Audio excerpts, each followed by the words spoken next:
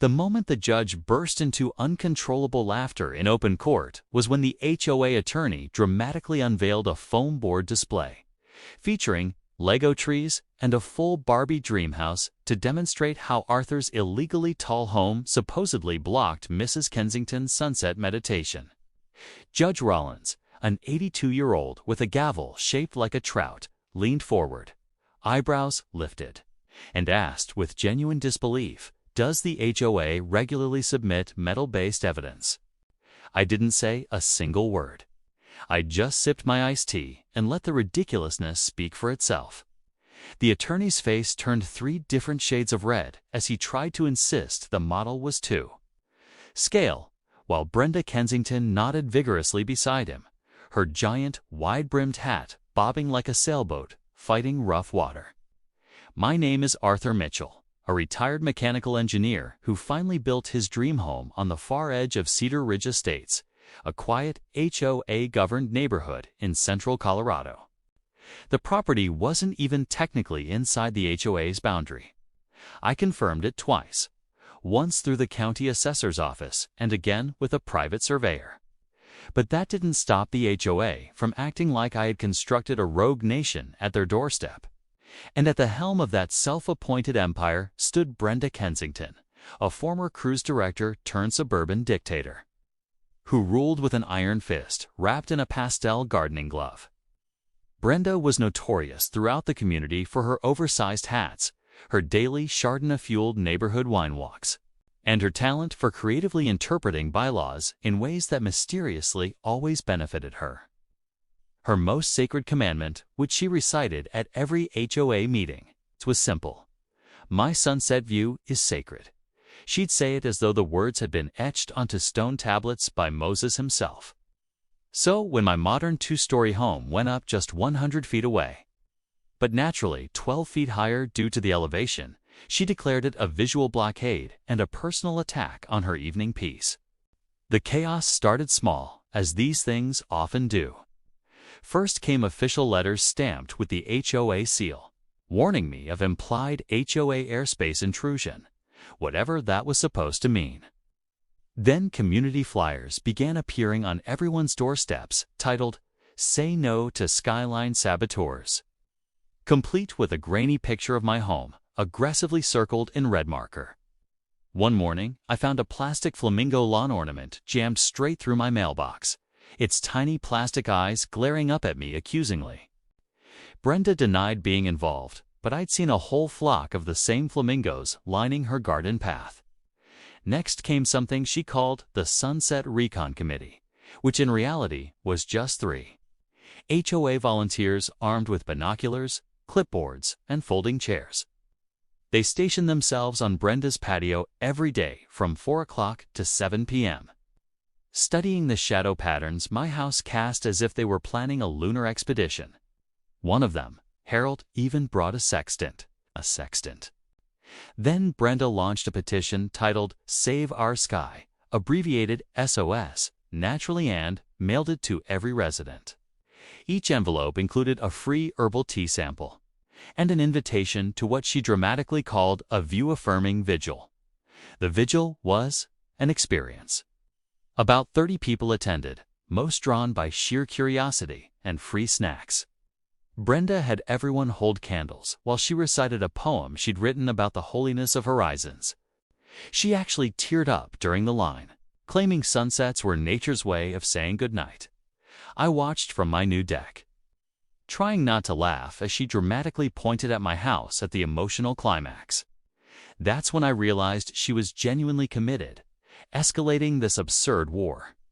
Things intensified again when Brenda hired what she proudly introduced as a light consultant. In reality, it was just her nephew with a physics degree who needed quick cash. He showed up with all sorts of equipment, measuring lumens and mapping shadow trajectories like he was working on a project for NASA. He produced a 30-page report, which Brenda immediately had spiral-bound and delivered to every house in the HOA.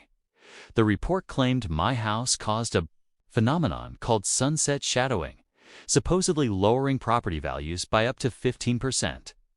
She conveniently neglected to mention that her nephew's degree was in theoretical particle physics, which had absolutely nothing to do with real estate or architecture.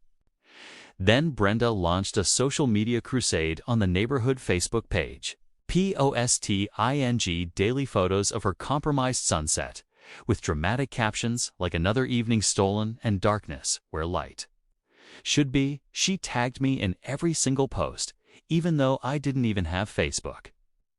My neighbor Stan would text me screenshots, and we'd end up laughing about it over our morning coffee. The comment section quickly turned into a battlefield, with Brenda's loyalists mostly three wine moms who did everything as a unit on one side, and residents who thought she had completely lost it on the other. Then, finally, she escalated things to the inevitable. She filed a lawsuit, Kensington versus Mitchell et al., accusing me of causing psychological distress, and my personal favorite, vitamin D disruption due to visual obstruction. When I got served the papers, I had to read them 3 separate times just to make sure it wasn't an elaborate joke. But no, she was genuinely suing me for blocking her vitamin D, as if the sun existed only in the exact slice of sky my house allegedly interfered with. Her attorney even attached a medical note from her holistic wellness coach about how uninterrupted sunset exposure was essential for chakra alignment. In court, Brenda's lawyer, a sweaty man named Gerald, who looked like he desperately wanted to be anywhere else, tried to argue that the HOA had historical dominion over the aesthetic experience of adjacent territories. He said those words out loud with a straight face. Judge Rollins, who had been on the bench for 4 decades and thought he'd seen everything, looked dangerously close to smirking as Gerald pulled out the foam board topped with Lego trees. "This demonstrates," Gerald said in a trembling voice, "the egregious visual impediment created by the defendant." My attorney, a razor-sharp woman named Sarah Chen, calmly rose and laid out 3 devastating points. First, my property was not part of the HOA. We had certified records from the county proving it. Second, HOA bylaws do not magically extend beyond their official borders, no matter how fiercely Brenda wished they did. Third, there was absolutely zero legal precedent for sunset supremacy in the entire documented history of American jurisprudence. She delivered that last line while locking eyes directly with Brenda, who was furiously scribbling on a notepad and whispering urgent nonsense at Gerald. Then Sarah delivered the twist that absolutely nobody saw coming. She had brought a veteran surveyor, Tom Martinez, who had spent 20 years measuring properties across the region. Tom testified that Brenda's house was actually 6 feet taller than mine. She had simply built on lower terrain. He presented measurements, diagrams, and a full spread of documentation. In other words, from certain angles, especially from the north side, where several HOA homes were located, Brenda's own house was the single largest view blocker in the entire neighborhood. Judge Rollins let out a wheeze so loud it echoed off the walls, then burst into full-blown laughter. The kind where you need to take off your glasses and wipe your eyes. His ruling was swift and absolutely merciless. The HOA had zero legal authority over my property. The lawsuit, he declared, was on, he said this verbatim, frivolous display of aesthetic authoritarianism. He ordered Brenda to pay all my legal fees. The total, $32,000. When he announced the number, Brenda's face cycled from red to pale to a strange greenish shade I didn't know was physically possible. She leaped to her feet so fast her hat toppled off, shouting about injustice and threatening to take her case to the Supreme Court if necessary. Gerald silently packed away his Lego display, utterly defeated. A soft, polite wave of applause rippled through the courtroom from the handful of neighbors who'd shown up. I gave a small, modest bow, doing my best not to look smug, though inside, victory tasted sweet. Brenda stormed out of the room, muttering angrily about solar rights and spiritual energy zones, her heels clacking furiously on the marble. The best moment came when she attempted to slam the courtroom door for dramatic effect, only to discover it had one of those slow-close hinges. Instead of a satisfying slam, it gently whispered shut while everyone watched. The true end of Brenda's reign arrived when I hosted a neighborhood cookout. I called BBQ and blocked views. I set up reclining chairs all over my yard, handed out sun hats, and even erected cardboard cutouts of Brenda's house at various angles, each labeled with signs saying, "This is the real problem," with arrows pointing toward her oversized colonial giant. Guests received commemorative T-shirts reading, "I survived the sunset lawsuit," complete with a cartoonish sun being blocked by a house. I live-streamed the entire sunset that night in crisp 4K, with soft jazz playing in the background. The stream went mildly viral under the hashtag HOA hysteria, pulling in around 50,000 views and hundreds of comments from people sharing their own HOA nightmare stories. Someone even turned Brenda's stiff-faced photo from the local paper into a meme labeled, "Karen demands to speak to the Sun's manager." Local news stations picked up the story, and soon Brenda became a regional symbol of HOA overreach.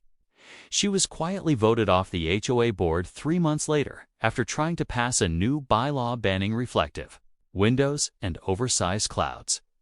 The vote was unanimous except for Brenda, who accused everyone of conspiracy and weather manipulation.